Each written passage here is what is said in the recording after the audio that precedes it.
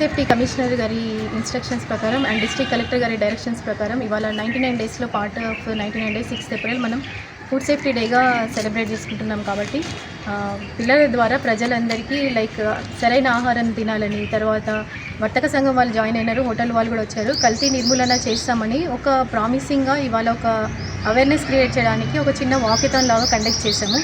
దాంట్లో ఏంటంటే మెయిన్గా ప్రజలకి ఇట్లా కలర్స్ ఉన్న ఫుడ్, సోడా కానీ అట్లాంటివి తినకూడదని, తర్వాత మిగతా షాప్ వాళ్ళకి లేబుల్స్ ఉండేలాగా అమ్మేలాగా చేయాలని, తర్వాత ఇక్కడ జగిత్యాల ప్రజల ఆరోగ్యాన్ని వాళ్ళు సంరక్షించే బాధ్యత ప్రతి ఒక్కరికి ఉందని చెప్పడానికి ఈ ఆహార డేగా దీన్ని కన్సిడర్ చేస్తూ వాళ్ళకి అవగాహన కోసమే వాళ్ళకు వాకథాన్ కండక్ట్ చేశాం.